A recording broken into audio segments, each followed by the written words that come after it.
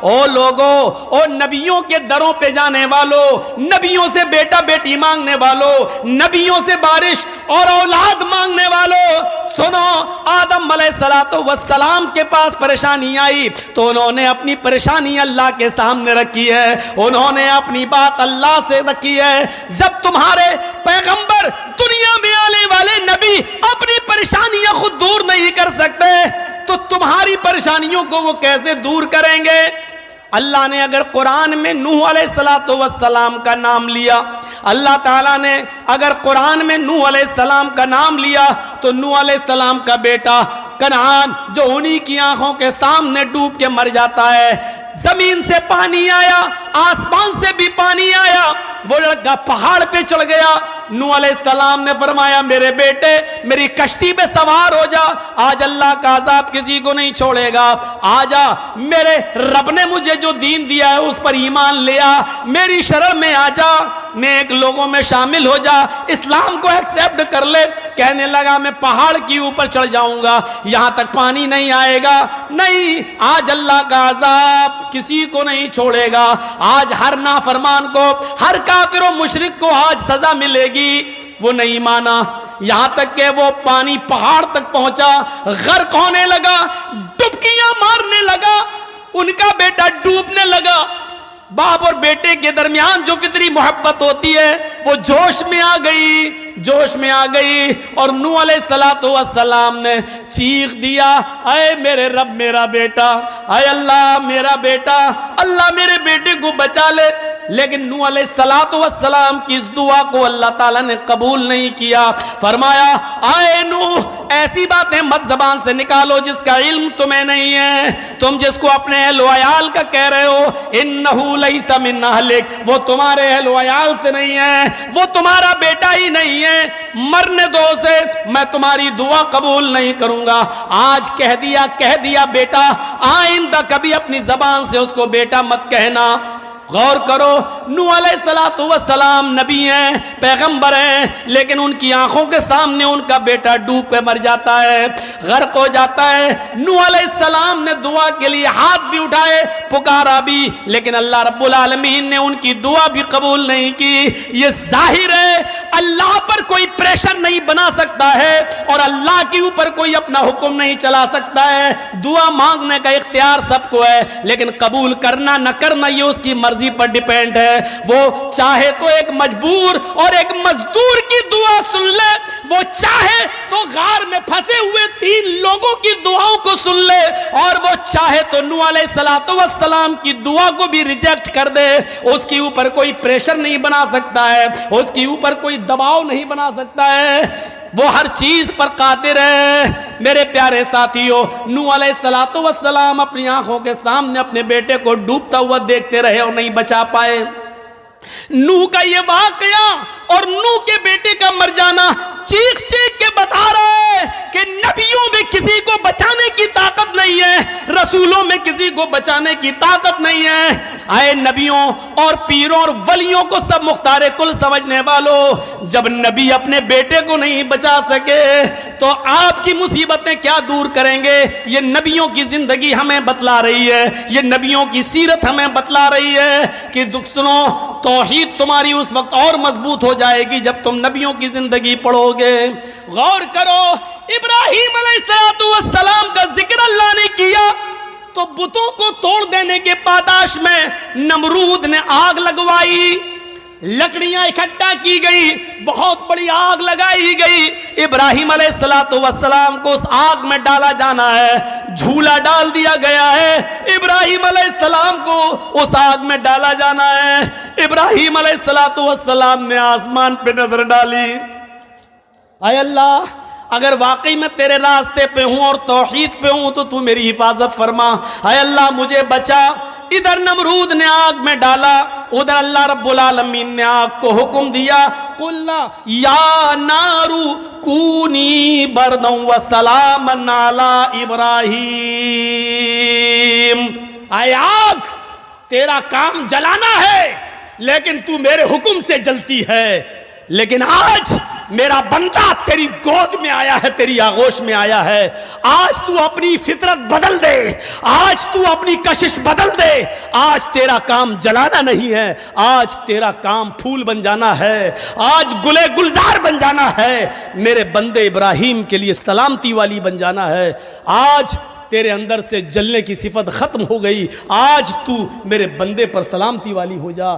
کون بردن، سلامتی، اور ٹھنڈا نہیں کہا، سلامن بھی کہہ دیا۔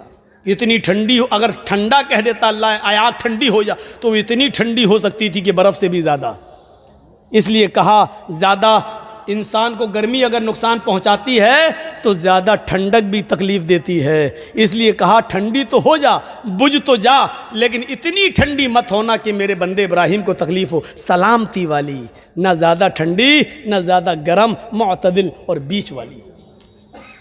ابراہیم علیہ السلام اپنے آپ کو نمرود کے عذاب سے نہیں بچا پا رہے ہیں، اپنے رب کو پکار رہے ہیں۔ اللہ نے یعقوب علیہ السلام کا نام لیا تو ان کی پریشانی کا ذکر کر دیا کہ دیکھو ہم نے ان کے بیٹے یوسف کو چھینا، مختلف مراحل سے بیٹا گزرا، اس کے بھائیوں ہی نے اس کو کنویں میں پھینک دیا، یوسف کا کرتا اتار کے کسی بکری کا خون لگا کے لے آئے اور اپنے باپ یعقوب سے کہہ دیا کہ ہم لوگ کھیل میں تماشے میں مست ہو گئے، اور یوسف کو اپنے سامان کے پاس بٹھا دیا اور یوسف کو بھیڑیا کہا گیا۔ کئی سال تک یعقوب روتے رہے اور اللہ سے فریاد کرتے رہے کہ میرا بیٹا میرا بیٹا میرا بیٹا۔ اللہ نے کہا یعقوب تم نے مجھ سے بیٹا مانگا ہے، مجھے پکارا ہے، میرے آستانے پہ دستک دی ہے، اس لیے اب تمہارا بیٹا بھی میں تمہیں لوٹاؤں گا۔ تم بیٹے کی جدائی میں اتنا روئے ہو کہ روتے روتے تمہاری آنکھوں کی روشنی و بینائی چلی گئی، پہلے ہم تمہاری آنکھوں کی روشنائی لوٹائیں گے، اس کے بعد تمہارے بیٹے کو واپس کریں گے۔ اور تمہارا بیٹا جب ہم نے چھینا تھا تو کمزوری کی حالت میں چھینا تھا، لیکن جب تمہارا بیٹا تمہیں واپس کریں گے تو اس کو نبی بنا کر واپس کریں گے اور اس کو ایک ملک کا بادشاہ بنا کر واپس کریں گے۔ میرے پیارے ساتھیوں غور کیجئے، بادشاہ مصر بنا کر ان کو واپس کر دیا گیا۔ غور کرو، جہاں پر عزیز مصر بیٹھا کرتا تھا وہاں پر آج یوسف علیہ السلام بیٹھے، اور اس حال میں باپ سے بیٹے کو ملوایا۔ یعقوب پر پریشانی آئی، انہوں نے اپنے رب کو پکارا، ابراہیم پر پریشانی آئی، اپنے رب کو پکارا، حضرت زکریا پر پریشانی آئی، انہوں نے اپنے رب کو پکارا، حضرت یونس علیہ السلام پر پریشانی آئی، سمندر کا سفر کر رہے ہیں، کشتی الٹ جاتی ہے، مچھلی نگل جاتی ہے، مچھلی کے پیٹ کے اندر وہ اپنے رب کو پکار رہے ہیں، لا الہ الا انت سبحانک انی کنت من الظالمین۔ رب کو پکار رہے ہیں۔ نبیوں کی پوری زندگی اٹھا کے دیکھ لو، اللہ نے جتنے بھی نبیوں کا نام لیا ان کی پریشانی کا ذکر کر دیا اور یہ میسج دے دیا، نبی بھی اپنی پریشانی دور نہیں کر پائے تو نبیوں کے بعد آنے والے تمہاری پریشانیاں دور کریں گے۔ تھوڑی سی عقل پر آدمی زور دے دے تو بڑے سے بڑے مسئلے حل ہو جائیں گے، لیکن عقل پر زور دینے ہی کب دیا جاتا ہے؟ عقل پر زور نہیں دینے دیا جاتا، کہہ دیا جاتا قرآن نہیں پڑھنا جانتے تو سیکھو ہی مت، پڑھنے کی ضرورت کیا ہے؟ آپ تعجب کریں گے، مبارک پور کے ایک مفتی نے تو یہاں تک کہہ دیا ہے، جو فتویٰ دے دیا باقاعدہ کہ جو لوگ قرآن پڑھنا نہیں جانتے ان کو سیکھنے کی ضرورت نہیں، قرآن کھول کر صرف اپنی انگلی قرآن کے حروف پہ چلاتے رہیں، اللہ ان کو ثواب دیتا رہے گا۔ یہ فتویٰ چھپا ہے، انگلی چلاتے رہیں اللہ ثواب دے گا، کیونکہ اللہ نیتوں کو دیکھتا ہے۔ جب نیت ہی تمہاری یہ ہے کہ ہم سیکھیں گے ہی نہیں تو ثواب ملے گا؟ جب تمہاری نیت ہی ہے کہ ہم انگلی چلاتے رہیں بس سیکھنا ہے ہی نہیں تو ثواب ملے گا؟ ٹھیک ہے تمہاری بات ہم مانتے اللہ نیت دیکھتا ہے، تو اللہ جب تمہاری نیت ہی ہے کہ ہمیں سیکھنا ہی نہیں ہے قرآن، کون اتنا وقت برباد کرے، تو آپ کو انگلی پھیرنے پہ ثواب ملے گا۔ یہ فتوے دیے گئے باقاعدہ۔ قرآن کے قریب لانے کی کوشش ہی نہیں کی جاتی ہے. اگر آپ قرآن پڑھ کے کسی سے مسئلہ پوچھنے لگیں تو کیا کہے گا؟ کیا تم وہابی ہو گئے ہو کیا؟ کیوں؟ کہ قرآن پڑھ کے، قرآن کی آیتیں پڑھ کے مسئلے تو وہی لوگ پوچھتے ہیں، تم کب سے پوچھنے لگے ہو یہ بات؟ قرآن تم نہیں سمجھ پاؤ گے، تمہارے لیے تمہارے مولانا لوگ کافی ہیں، جو بتا دیا اسی پہ عمل کرو. پڑھیے پوری زندگی، سارے نبیوں کے حالات سننے کے بعد محمد رسول اللہ صلی اللہ علیہ وسلم کے حالات پر بھی ایک نظر ڈال لیجئے. نبی اکرم صلی اللہ علیہ وسلم کی زندگی بھی پریشانیوں سے گزری ہے. جنگ بدر کا وہ معاملہ دیکھو، 313 مسلمان نبی کے ساتھ اور 1000 سے زیادہ کا لشکر کافروں کے ساتھ. ابو بکر صدیق کا بیان ہے، بدر کے دن میں نے اللہ کے نبی صلی اللہ علیہ وسلم کو روتے ہوئے دیکھا. میرا اٹھنا بیٹھنا، سونا جاگنا نبی کے ساتھ ہوا کرتا تھا، لیکن ہم نے اپنی پوری زندگی میں نبی اکرم کو کبھی اتنا روتے ہوئے نہیں دیکھا جتنا میں نے بدر کے دن دیکھا.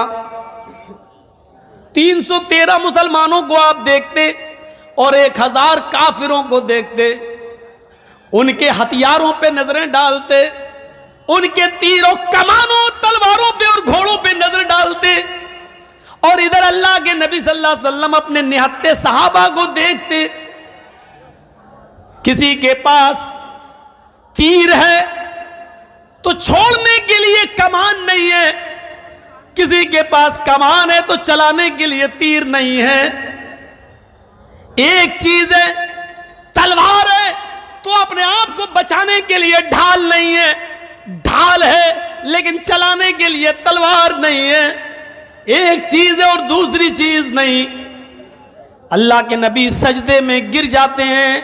ابو بکر صدیق کا بیان ہے کہ اللہ کے نبی صلی اللہ علیہ وسلم کو میں نے سجدے میں گرے ہوئے دیکھا، اور سجدے کی حالت میں اللہ کے نبی یہ دعا کر رہے تھے، اللہم لا تہلک ہذہ العصابہ ان تہلک ہذہ العصابہ لن تعبد بعد اليوم. اے اللہ، یہی مٹھی بھر جماعت میرے پاس ہے، یہی پکے سچے مسلمان ہیں. اے اللہ، اگر یہ مٹھی بھر جماعت ہلاک ہو گئی، اے اللہ یہ مٹھی بھر جماعت چلی گئی، یہ مٹھی بھر جماعت ہلاک ہو گئی اور آج یہ مٹ گئے، اس دنیا سے رخصت ہو گئے، اس دنیا سے چلے گئے، اگر آج یہ قتل کر دیے گئے، آج یہ مار دیے گئے، آج یہ ہلاک ہو گئے، لن تعبد بعد اليوم، تو آج کے بعد کبھی تیری عبادت نہیں کی جائے گی، آج کے بعد کبھی کوئی اللہ اللہ کہنے والا نہ ہوگا، آج کے بعد کبھی اللہ اللہ کہنے والا نہیں ہوگا. اللہ کے نبی جنگ بدر میں پریشان ہیں، لیکن اپنی پریشانی اللہ کے سامنے رکھ رہے ہیں، اس سے دعا مانگ رہے ہیں. ایک وفد آیا ہوا ہے، اللہ کے نبی ان کو دعوت و تبلیغ کر رہے ہیں. ادھر زینب کی بیٹی یا بیٹا بیمار ہے، انہوں نے میسج بھیجا، پیغام دیا، اے اللہ کے نبی، آپ کے نواسے کی طبیعت خراب ہے، جلدی گھر میں آ جائیے. اللہ کے نبی میں خبر پہنچا رہے ہیں، میری بیٹی زینب سے کہہ دو کچھ لوگ آئے ہوئے ہیں، میں ان کو اسلام کی دعوت دے رہا ہوں، ابھی نہیں آ سکتا. حضرت زینب کی طرف سے دوبارہ خبر آتی ہے، آپ کو اللہ کا واسطہ ہے، جس حال میں بیٹھے ہیں اسی حال میں آ جائیے. ایک نظر اپنے نواسی کو دیکھ لیجئے. اللہ کے نبی اسی حال میں اٹھتے ہیں، چند صحابہ کو اپنے ساتھ لیتے ہیں، پہنچ جاتے ہیں زینب کے گھر، دروازے کو دستک دیتے ہیں. اللہ کے نبی صلی اللہ علیہ وسلم کے لیے دروازہ کھولا جاتا ہے. گھر میں محلے کی کچھ عورتیں بیٹھی ہوئی ہیں، کچھ صحابہ بھی ہیں، حضرت زینب کی گود میں ان کی بیٹی ہے. اللہ کے نبی اس حال میں دیکھ رہے ہیں کہ اس کی سانس اکھڑ رہی ہے، آخری سانسیں لے رہی ہے. حضرت زینب اپنے ابو کی طرف اشارہ کرتی ہیں اور اپنے بیٹے کو یا بیٹی کو اللہ کے نبی کی گود میں دیتی ہیں. اے اللہ کے نبی، اے ابو جان، اپنی نواسی کو اپنی گود میں لے لیجئے. میری پھول سی بچی کو اپنی گود میں لے لیجئے اور اس کی اوپر دعا پڑھ دیجئے، دم کر دیجئے۔ آپ اللہ کے نبی ہیں، پیغمبر ہیں، آپ کی دعا، آپ کا دم میری بیٹی کو ضرور فائدہ پہنچائے گا۔ حضرت زینب اپنے کپ کپاتے ہوئے ہاتھوں سے اپنی بیٹی کو اللہ کے نبی کے ہاتھ میں دیتی ہیں، اور اس بچی کے نانا نے، محمد رسول اللہ نے اپنی نواسی کو اپنی گود میں لیا۔ شاید ایسا لگتا ہے کہ نواسی نانا کا انتظار کر رہی تھی۔ جیسے ہی کپ کپاتے ہوئے ہاتھوں سے زینب نے اپنی بیٹی کو چھوڑا اور بیٹی نانا کے ہاتھ میں آئی، محمد رسول اللہ کے ہاتھ میں آئی، جیسی ہاتھ میں گئی ویسی اس کی روح بھی نکل گئی، کف سے انصری سے پرواز ہو گئی۔ زینب کی بیٹی کا انتقال ہو گیا، زینب کی آنکھوں میں آنسو ہیں۔ وہاں کمرے میں جتنی عورتیں بیٹھی تھیں یہ منظر دیکھ کر رونے لگی۔ محلے کے کچھ لوگوں نے یہ منظر دیکھا تو وہ بھی رو رہے ہیں۔ نبی اکرم کی آنکھوں میں بھی آنسو ڈبڈبا رہے ہیں، لیکن ان لوگوں کو روتے ہوئے آپ نے جو پیغام دیا وہ پیغام یہ تھا، انا للہ و انا الیہ راجعون۔ ہم کچھ نہیں کر سکتے، یہ سب اللہ کی امانتیں تھیں اور اللہ نے اپنی امانت لے لی، اس میں کیا کر سکتا ہوں؟ ہم سب اللہ ہی کے لیے و انا الیہ راجعون، اور مرنے کے بعد اسی کی طرف ہم سب کو لوٹ کے جانا ہے۔ جب ساری عورتیں رو رہی ہوں، زینب رو رہی ہوں، بڑے بڑے صحابہ کا دل رو رہا ہو، آنکھوں سے آنسوؤں کا سیلاب بہ رہا ہو، اور اس وقت سب کو محمد رسول اللہ سے جوڑ رہے ہوں، یہ میسیج دیا جا رہا ہے کہ کوئی نبی کسی کو زندگی نہیں بخش سکتا ہے۔ اگر زندگی بخشنے کی طاقت ہوتی تو زینب کی بیٹی کو زندگی محمد رسول اللہ بخش دیتے، لیکن نبیوں کے ہاتھ میں نہیں ہے۔ خدا آپ نے اپنے 1.5 سال کے 18 مہینے کے بچے ابراہیم کو، ماریا قبطیہ کے بدن سے پیدا ہونے والے بیٹے کو آپ نے اپنی گود میں لیا جب اس کی سانسیں اکھڑ رہی تھیں، اور ابراہیم انتقال کر جاتا ہے نبی کی گود میں۔ آپ نے بستر پہ ابراہیم کو لٹایا، اور لٹانے کے بعد جو جملے کہے وہ امام بخاری شریف کے کتاب الجنائز کے اندر درج کرتے ہیں، ان العین تدمع والقلب یحزن۔ میرے بیٹے، تیری جدائی سے، تیرے رخصت ہو جانے سے، تیرے انتقال سے میری آنکھوں میں آنسو ہیں، میری آنکھوں میں آنسو ہیں، میرا دل غمگین ہے۔ وَلَا نَقُولُ إِلَّا مَا يَرْضَى رَبُّنَا، لیکن میں اپنی زبان سے ایسا کوئی جملہ نہیں کہوں گا جس سے میرا رب ناراض ہو جائے، جس سے میرا پروردگار ناراض ہو جائے۔ ہم ایسے جملے اپنی زبان سے ادا نہیں کریں گے۔ اللہ کا شکر، اللہ کی امانت تھی، اللہ نے لے لیا، لیکن وَإِنَّا بِفِرَاقِكَ يَا إِبْرَاهِيمُ لَمَحْزُونُونَ، لیکن میں غمگین ضرور ہوں تیری جدائی سے۔ اللہ کے رسول نے اپنے بیٹے کے انتقال پر یہ جملے کہے ہیں۔ یہ حدیثیں ہمیں بتلا رہی ہیں کہ کوئی طاقتور نہیں ہے، طاقت اگر کسی کے پاس ہے تو وہ صرف اللہ کی ذات ہے، اللہ کی ذات۔ تو یہ توحید تھی جس کے ساتھ سمجھوتا نہیں کیا اللہ کے رسول نے۔ آپ یاد کریے اس وقت کو، صلح حدیبیہ کا واقعہ آیا، منظر تو آپ نے کافروں کی ناجائز شرطیں بھی مان لی۔ ٹھیک ہے، چلو نہیں، اس سال عمرہ نہیں کرنے دیں گے، اگلے سال آؤ گے، اچھا چلو ٹھیک ہے، 3 دن سے زیادہ نہیں رہنے دوں گا، اچھا ٹھیک ہے، تلوار میان میں رکھو گے، باہر نہیں، چلو یہ بھی ٹھیک ہے، میرا آدمی آپ کے پاس جائے گا، آپ کو واپس کرنا ہوگا، آپ کا آدمی میرے پاس آئے گا، ہم واپس نہیں کریں گے، چلو ٹھیک ہے۔ ساری شرطیں مان لی آپ نے، ناجائز شرطیں بھی آپ نے مان لی۔